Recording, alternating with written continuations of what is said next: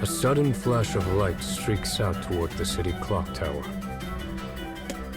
A moment later, a cannonball makes contact with a thundering crash, and a portion of the tower collapses, raining debris everywhere. Estimating landing points and dispersion range, 5.34 seconds until falling debris impacts ground. At the base of the tower, a man performs rapid calculations, then takes 10 quick paces back. When he stops, the debris strikes the very spot where he had stood just moments before, creating a billowing plume of dust. But the man pays it no mind. Instead, he focuses on the enemy base that fired the cannon. This battle unfolds in the technologically advanced city of an enemy country. A city where smoke now rises from every corner. The king the man serves has a reputation as a tyrant, and has conquered many other nations through force of arms. This war was sparked when he severed diplomatic ties. And like many sparks, it has turned into a raging inferno. Whenever the man spies an enemy unit, he silently pulls his gun from the holster. One bullet, one kill. The enemy never knows what hits them. His is a supernatural, inhuman precision.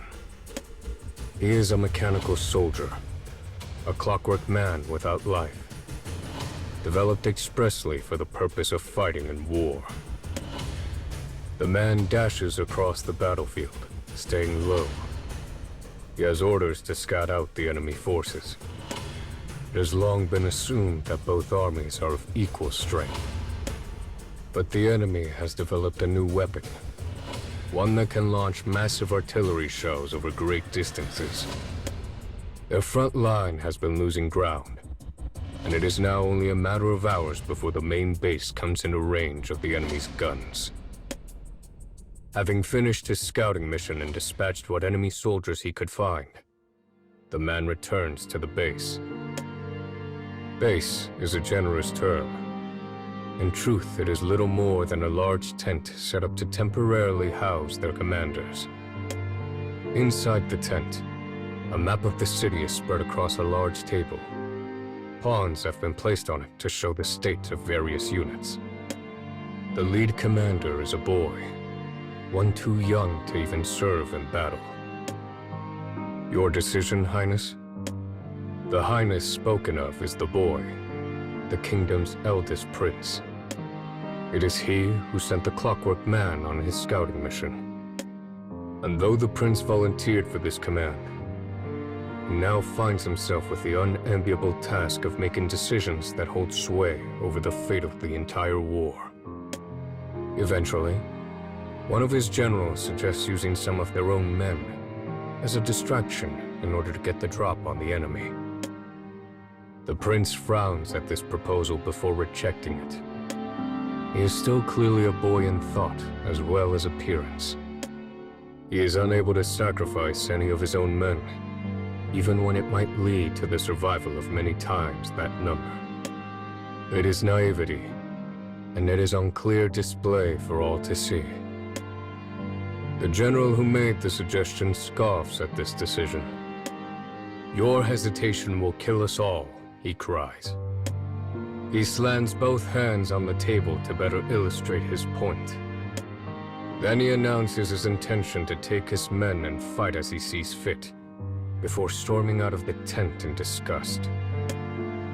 Such division amongst the ranks only worsens the situation.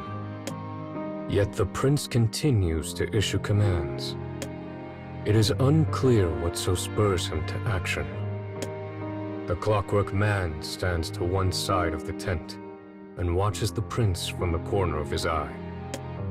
Though he says nothing, he knows the lack of leadership will eventually lead the enemy right to their door. And all too soon, this comes to pass. "The base is lost, my prince," says the clockwork man. "You must flee and save your own life." "No," replies the prince. I'll not leave while my men are still out there fighting and dying. Though the man calmly explains that the prince has no choice but retreat, his young charge does not seem to understand. There is a flash. A cannonball explodes into the tent, blowing it apart. All that remains is a massive crater and a few scraps of fabric. The man hears harsh breathing and turns his head. The young prince is running behind him. Just before the cannonball struck, he grabbed the prince and forcibly removed him from the tent. Now, the two of them run through an underground tunnel that leads outside the main part of the city. Behind them, the sounds of war gradually diminish.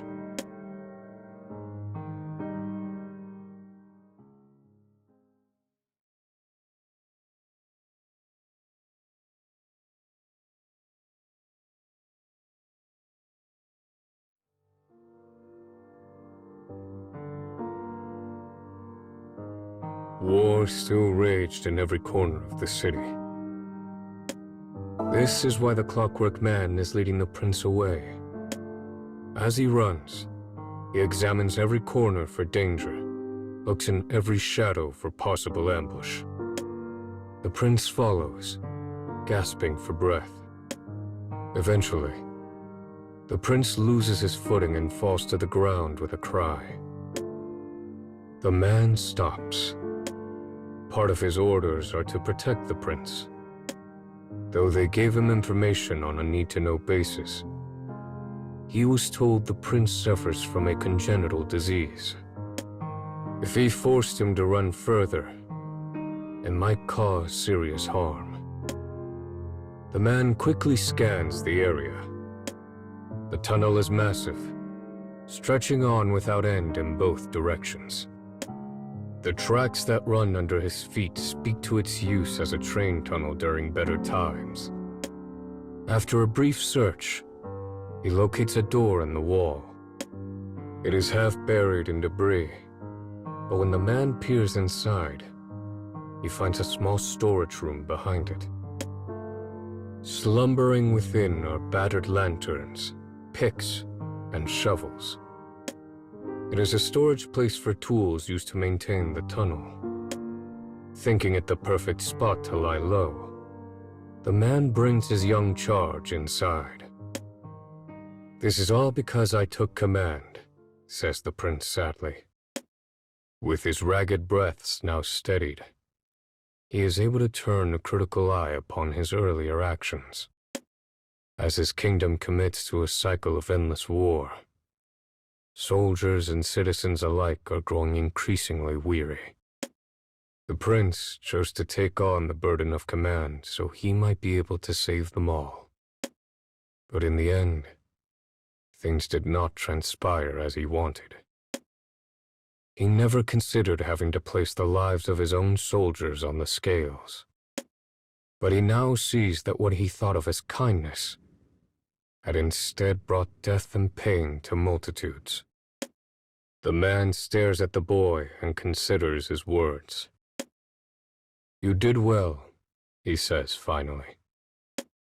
As the words leave his mouth, they feel strange, off. He cannot grasp the intention behind what he said.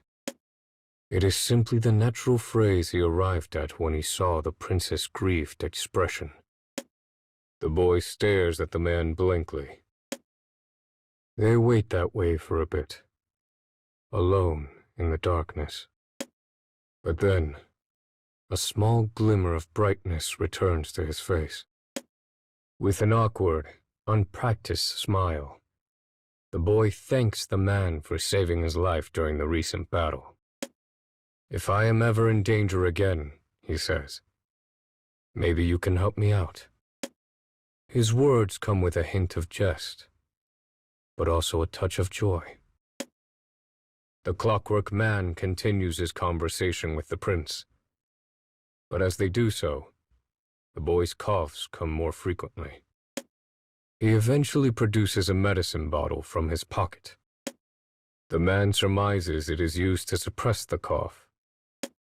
But the bottle is empty. A pained look moves across the prince's face, one that he tries and fails to hide. The royal family cannot show weakness around others, he says. This is a lesson my father taught me again and again. He had not coughed once at the base because the medicine was able to disguise his symptoms. But now, that is why what you see here must remain a secret. His speech complete, the boy raises a pinky finger and extends it to the clockwork man. The man's database tells him this is a human ritual of promise. Though he intertwines his finger with the prince's, the action makes him somehow uneasy. The man suddenly hears the distant sound of footsteps. He concentrates his oral apparatus on the noise. Enemy soldiers, most likely. He estimates a dozen or so. He fixes his eyes on the gap in the door, half buried in rubble. A thin, wavering line of light passes through it. He will never outrun the men with the sickly prince in tow. So both man and prince still their breaths, stay put, and wait. The man places his hand over the boy's mouth so he will not give them away. The light through the door grows brighter, then brighter still. The prince's body betrays them both.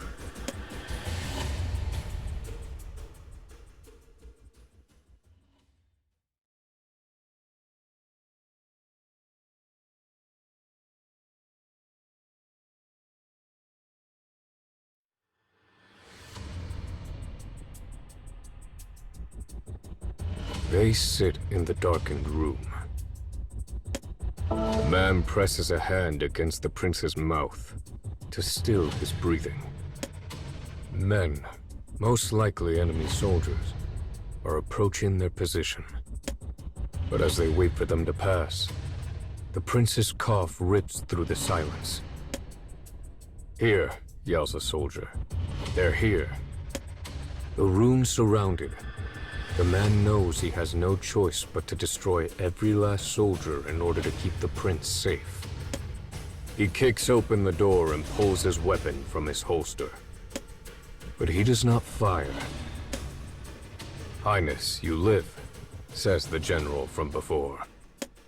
Sensing the turning tide of battle, he had taken his men and abandoned the base before seeking shelter in the tunnel. The prince is clearly relieved to see his rescuers arrive. But as he approaches the soldiers, the general raises a hand and his men point their swords at him. The prince stops moving and confusion spreads across his face. This sight causes the general to snicker. He then explains a shocking truth. A plot has been unfolding behind the scenes. The prince is to be murdered, and his death blamed on the war. The plan was set in motion by his younger brother, who sought to eliminate his competition for the throne. During the previous battle, they had set their units in inferior positions in order to tilt the battle in favor of the enemy. After their position was overrun, they would use the ensuing chaos as cover to eliminate the prince. Once this was accomplished, the kingdom would send reinforcements to win back all the ground they had lost. "This can't be happening," murmurs the prince. The general grins wide. Suddenly, the clockwork man turns to the general, who immediately barks an order. "You there, machine, stand down at once." The man is a mechanical soldier manufactured by the kingdom. He is programmed to follow any order from a superior officer. So at the general's command, he freezes. He watches dispassionately as the general approaches the boy with his sword unsheathed. The prince does not yield ground, but instead stares blankly in the shock of his own country betraying him. But rather than strike the killing blow, the general takes the chance to berate his prey.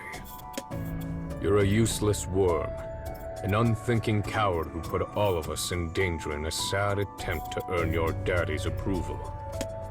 I've lost men because of you. Good men. Friends. Tears begin to spill down the prince's cheeks. But he does not deny the truth of these words. His piece said, the general raises his sword above his head and prepares to strike. The clockwork man cannot accept what he is seeing. I must protect the prince. I must stop the general. I must reach for my gun. But because of the general's orders, he can do nothing. Instead, in the face of the prince's last moments, he accesses records of the boy in his memory banks. He sees how the prince desperately issued commands in an attempt to keep his soldiers safe. He sees how the prince showed weakness and trusted him. Suddenly, his records find a phrase the prince said moments before. If I am ever in danger again. The man draws iron, his hand as fast as blue blazes, and blows the general's sword arm from his body. He fires again, and again, and again. The general's men, caught off guard, fall one after the other. The prince had said the line in passing jest. If I am ever in danger again, maybe you can help me out. But the clockwork man chooses to take these words as royal orders that demanded absolute obedience. Orders that override even those of a senior military officer. The wounded general snarls and draws his own weapon. The clockwork man shoots it out of his hand. In the blink of an eye, the tables have turned. The ground is painted red. The general begins to plead for his life, but it means nothing to the man who presses his barrel against the general's temple. Stop, cries the prince. Despite the general's actions, the prince still seeks to save his life. Though he did not speak his feelings aloud, the man understands the reason behind the request, and so lowers his weapon. A moment later, more footsteps ring out. This time, it is not traitors, but the enemy army. The man has a choice. Save the general, or save the boy. He lifts the prince up and begins to run. I couldn't save him, says the prince as the general's cries grow weaker. I tried, but I couldn't.